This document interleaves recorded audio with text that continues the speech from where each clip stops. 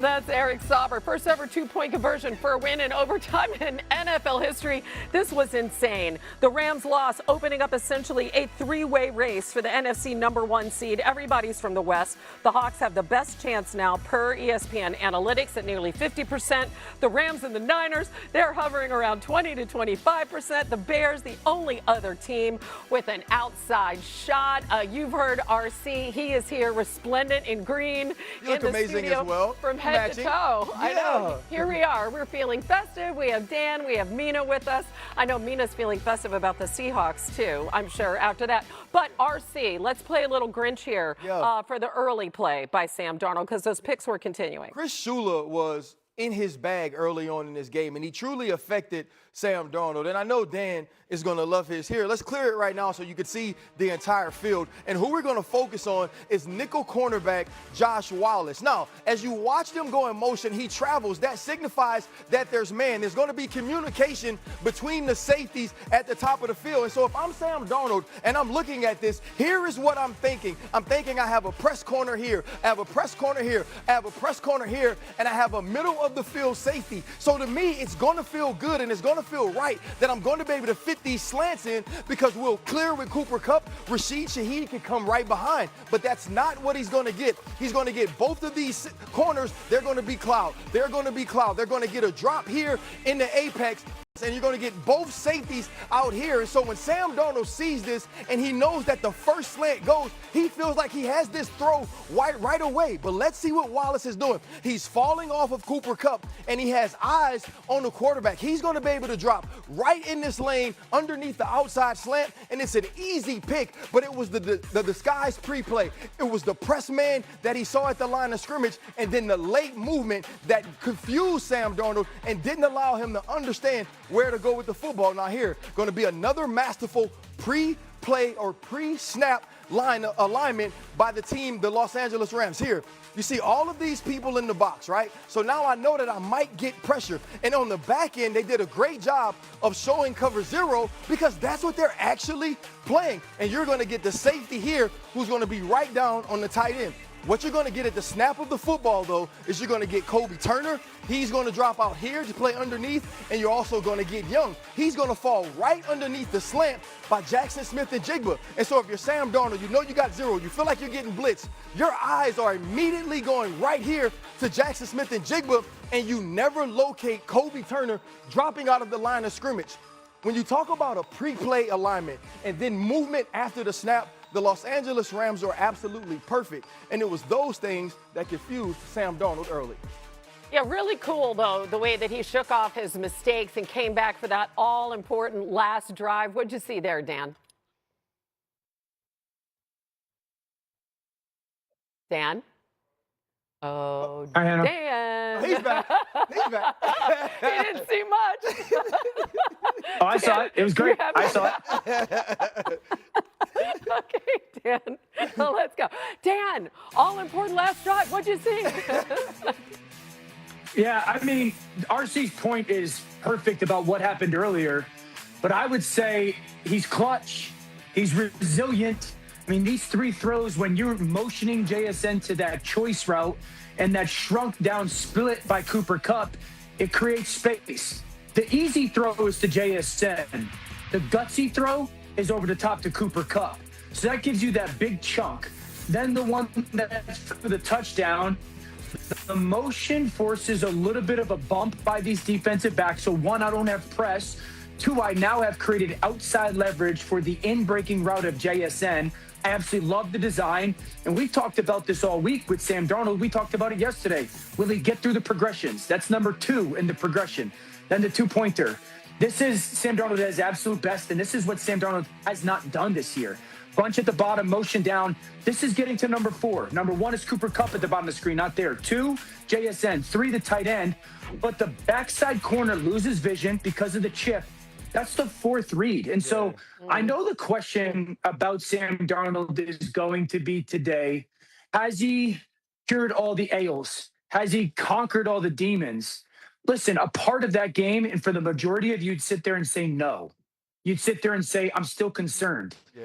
But I will say there's something to be said for a dude who's got thick skin And that will matter in the playoffs in big, big moments. He's resilient. He's mentally tough. It wasn't perfect. And yes, I'm still concerned.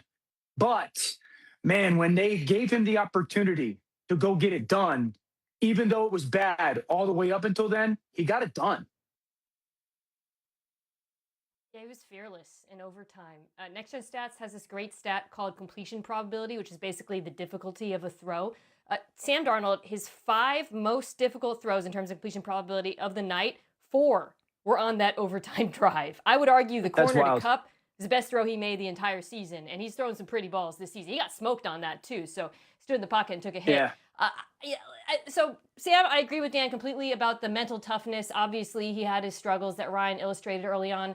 But I think there were a couple of encouraging things generally from the Seahawks offense against a very good Rams defense.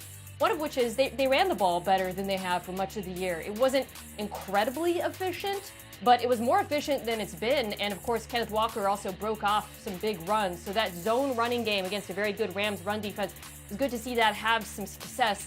And then you saw something you have seen all season long, but didn't the last time these teams played, which was Seattle would put 2 tight ends on the field.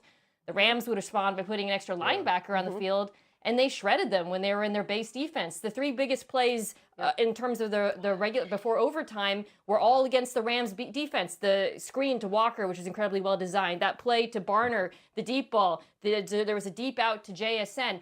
That's who the Seahawks want to be. They want to put tight ends on the field, they want to face base defense, and they want to pass it. And so for them to do that with some success in addition to running the ball, I think is encouraging. Mina and Dan, also, I want to give a shout out and some credit to Clint Kubiak, especially late in that game after the Rashid Shaheed punt return. You look at the reverse, the throwback to Barner, and all those plays that Dan just diagrammed late in that football game were absolutely diabolical in giving Sam Darnold opportunities to have space to throw the football. Dan mentioned the motion to stack by Rashid Shaheed on the JSN touchdown. They were in combo coverage, which immediately put Kobe Durant outside. That was so smart, in my opinion, in the way he used motion to set up the look for a guy like Sam Darnold. Mina, it's really, really hard to nitpick the Rams, but there were some key moments in this game where they could have had it and they didn't. What concerns do you have from what you saw last night, blowing that big lead and going forward with this team? Yeah, nothing dramatic. This is still an extremely good football team, still a Super Bowl favorite. But a couple of things you saw. One thing that I know Dan's talked about on this show, I brought up the last time these teams played. It didn't end up being a thing. The special teams discrepancy. Seattle is second league-wide in special teams DVOA. The Rams are 25th, I believe, near the bottom of the NFL. And that's not just the kicker. Obviously, he missed a kick. But as you saw, the coverage as well with Rashid Shaheed. We don't talk about special teams ever, but when really good football teams play and play close games, it matters. And then the other thing I'll mention is the Rams defense has been very good, but they are very dependent on their pass rush. When they get pressure, they allow the 4th lowest QBR. When they don't, that drops to a bottom 10. And you saw that. There's players that you can pick on in the secondary if you have really good receivers, or you can go after the linebackers or the tight ends, the way Seattle did a decent amount in this game. So the defense is a little bit pressure dependent, I would say, and there's places you can attack in the secondary. Going into the game, I thought the Rams were the best team in football.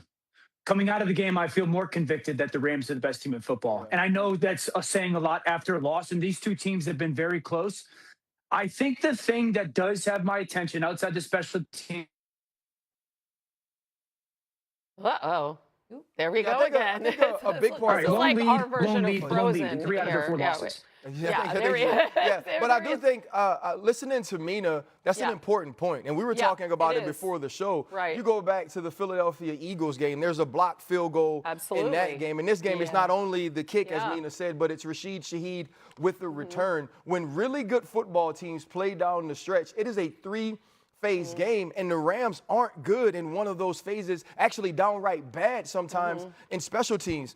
The other thing I think about the Seattle Seahawks is you walk out of this game having played the Los Angeles Rams twice, who many of us believe is the best team, but you had 4 interceptions in game 1, and you were in that game down the stretch. In this game, you have turnovers early as well, and you find a way to win. If I'm in that locker room, I'm saying to myself, we have the men in here, and when our quarterback is an asset, not a liability, we can absolutely beat anyone in the entire league. Yeah, and they kept their faith in their quarterback. You mentioned Kubiak's calls. They are at Carolina and San Francisco, the Hawks are coming up. We are just getting started.